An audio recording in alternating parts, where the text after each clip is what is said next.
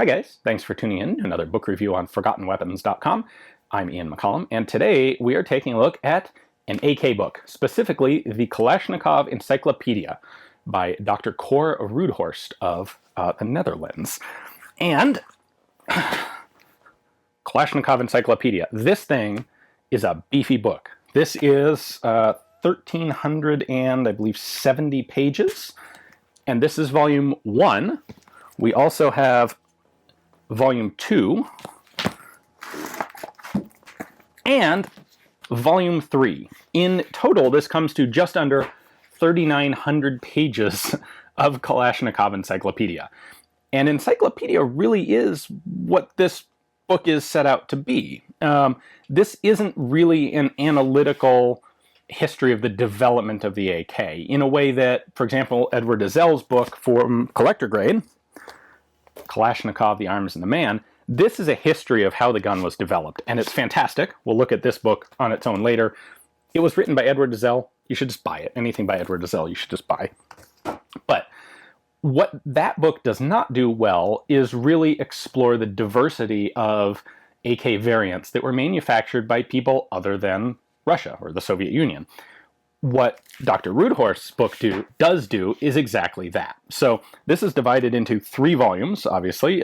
Volume 1 is Albania through Israel, Volume 2 is Italy through Russia, and Volume 3 is Serbia, or Yugoslavia, through Vietnam. This covers not just the major producers of AKs, Russia, Romania, Poland, Hungary, etc.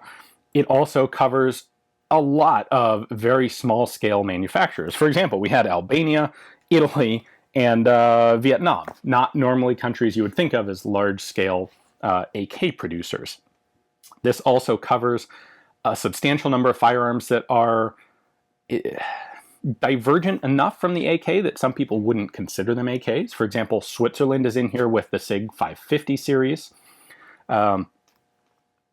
Which is cool. It's great to have, more expanded content like that, the better. So anything that can conceivably be regarded as part of the AK family, you will find in these books.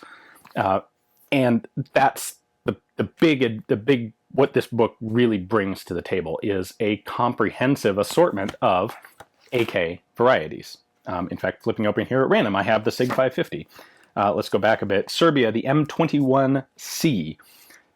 A lot of modern guns in here. This was published just, I believe, 2 or 3 years ago. I think 2015 is when this came out. Yeah, 2015. So a lot of the recent commercial production guns are in here. In particular, for something like an organization that's looking to have a small arms library to cover, to act as a reference for weapons that might be found anywhere in the international trade today.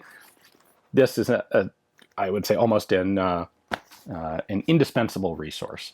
For the collector, it's super cool, because if you're ever trying to figure out, what is this weird version of a Romanian rifle? Was this actually made by Romania militarily or commercially, or is this something that someone has put together from the thousands upon thousands of different parts kits that came into the US? Well, everything Romania ever put together is covered in the encyclopedia here. Now, the necessary corollary of having this many different guns and different countries all in one set of books is that the amount of information on any particular individual gun is relatively limited.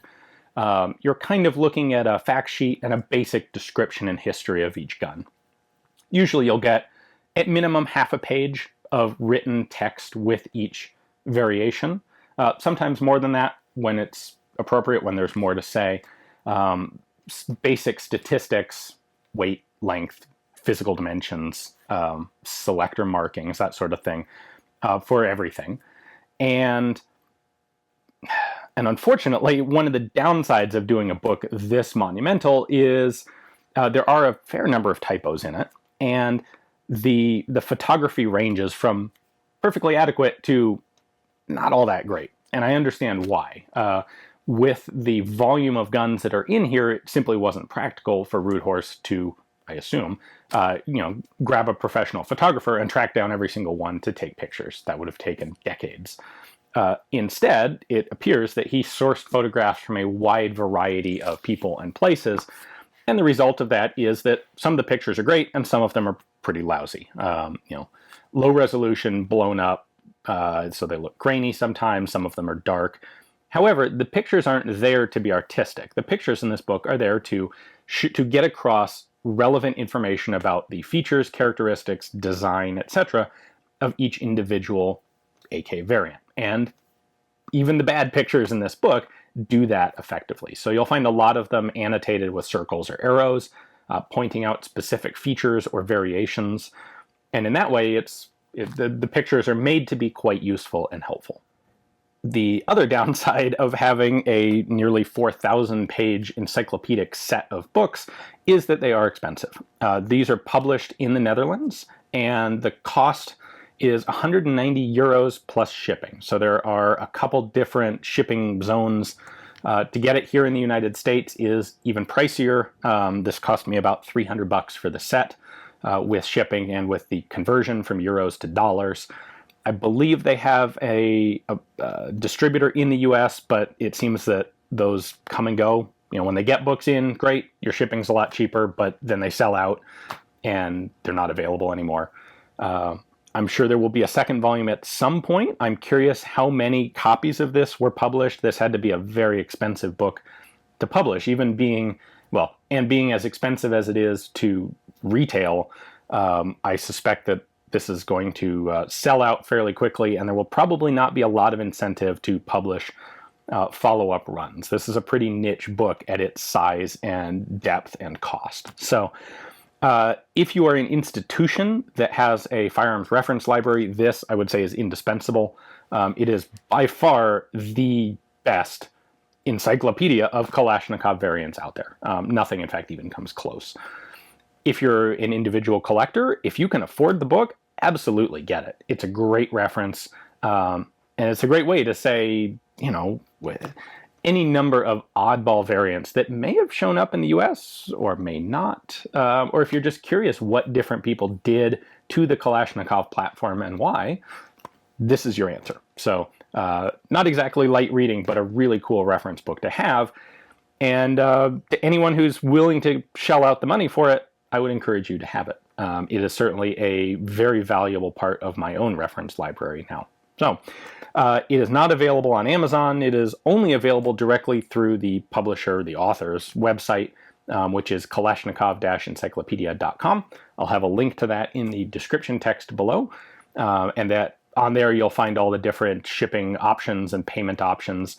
This isn't necessarily an easy thing. You can order it through PayPal, which is nice, but it's not like Amazon, click, click, done, and it shows up the next day. So that's kind of the way it works with some of these more detailed, more niche audience sort of books. So anyway, thank you for watching. Stay tuned. Tomorrow we will come back with another cool forgotten weapon.